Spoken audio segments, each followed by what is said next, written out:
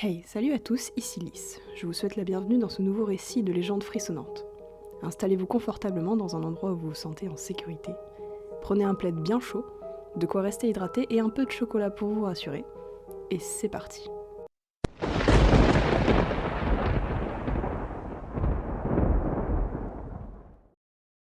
En France, si vous demandez à quiconque, toute génération confondue, de vous raconter une histoire effrayante, vous avez de grandes chances d'entendre le récit de la Dame Blanche.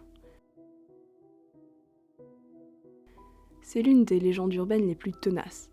Mentionnée pour la première fois au Moyen-Âge et objet de nombreux récits au XIXe siècle, la Dame Blanche continue d'effrayer. La légende de l'autostoppeuse fantôme reste sans doute l'une des plus vieilles histoires de fantômes. Toutefois, de ce récit, différentes versions existent. Mais tout d'abord, revenons à ses origines. C'est au Moyen-Âge qu'est évoquée pour la première fois l'existence de fées, qualifiées de femmes blanches. Au XVIe siècle, il s'agit alors de fées malveillantes, particulièrement dangereuses pour les petits-enfants. En effet, il se racontait qu'une jeune femme sortie de nulle part apparaissait afin d'annoncer le décès d'une personne dans les 3 jours suivant son apparition.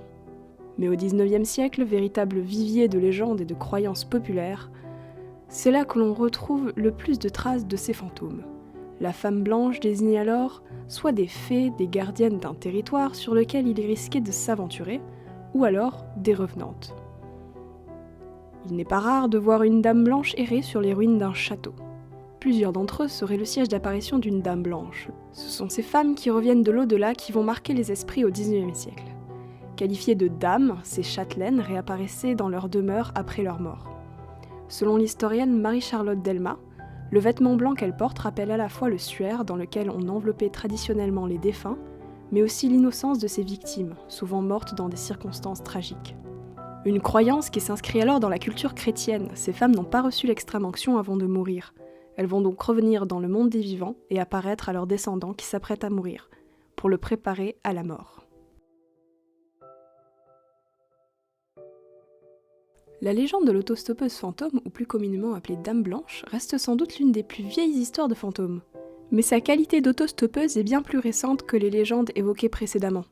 De nos jours, cette légende a été légèrement modifiée.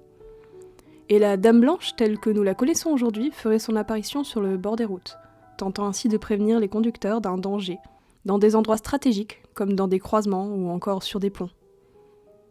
La Dame Blanche apparaîtrait aux automobilistes sous la forme d'un fantôme, revenu de l'au-delà et recouverte d'une longue robe blanche, qui crierait « Attention, virage ».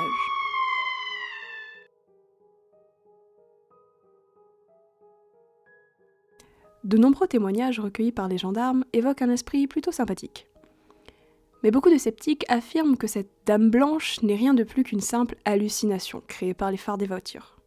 On peut croire ou non à cette histoire, mais une chose est sûre, de nombreux cas d'apparition de la Dame Blanche ont été reportés en France, au service de gendarmerie à divers endroits, notamment dans le Calvados, dans les Hautes-Alpes, dans l'Hérault et en Isère.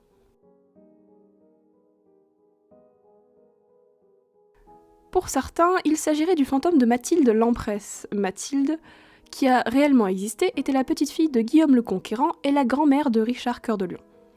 Bien que sa tombe se trouve dans la cathédrale de Rouen, on dit qu'elle hante l'abbaye de Mortemer. L'enfermement de Mathilde pendant 5 ans dans l'abbaye, suivi de sa dépossession du trône d'Angleterre, expliquerait sa volonté à venir hanter les lieux en ses heures perdues. On dit que si vous apercevez le fantôme de Mathilde avec des gants noirs, vous mourrez dans l'année.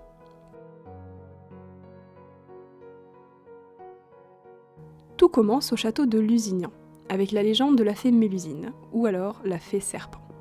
On raconte que Mélusine épousa Raymondin, neveu du comte de Poitiers et issu de la lignée des Lusignans. La légende veut que Raymondin ait trahi la promesse faite à Mélusine de ne jamais la voir le samedi. Cette dernière s'enfuit donc par une fenêtre et n'apparut sur les tours du château que pour annoncer un prochain décès dans la lignée des Lusignans. À Tonneville, en Normandie, certains croient en une dame blanche, maléfique et sadique.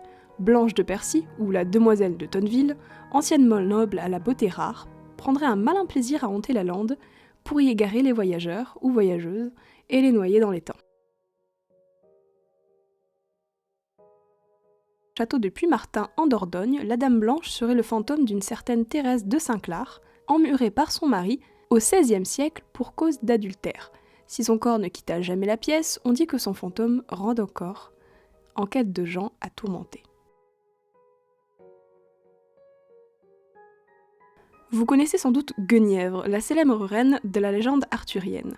Son prénom vient du gallois Gwenhwyfar et possède plusieurs significations, dont celle de Dame Blanche. Guenièvre était la femme du roi Arthur, mais sa destinée prit un tournant bien sombre lorsqu'elle s'engagea dans une relation avec Lancelot.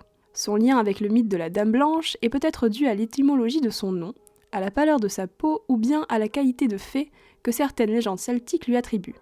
Quoi qu'il en soit, le personnage de Guenièvre demeure bien énigmatique, tout comme celui de la Dame Blanche. D'autres histoires font état d'un fantôme, d'une jeune femme, sur le point de se fiancer, vêtue de sa robe de mariée dont le futur mari aurait accidentellement trouvé la mort sur les routes. Depuis, la Dame Blanche, folle de chagrin, hanterait le lieu de sa mort et emporterait avec elle les hommes qui auraient le malheur de trop s'approcher. La Dame Blanche a voyagé également à travers toute l'Europe comme le montre la légende des lavandières de nuit. Selon le pays, elle prend différents noms, comme Cannerei's Nos, Night Washerwoman, Bean-Nide, Lavandera Dainote, Lamina, Bugadiero ou encore Golière à Nos. Ces légendes évoquent toutes plus ou moins la même histoire, celle de femmes blanches lavant leur linge en chantant au clair de lune. Elles piègent ensuite les passants ou passantes sous prétexte de leur demander de l'aide et leur réservent des sorts plus ou moins atroces selon les légendes. C'est la fin de ce récit d'histoire frissonnante, j'espère que vous en avez appris un petit peu plus sur cette légende urbaine connue de tous. À bientôt et restez en sécurité.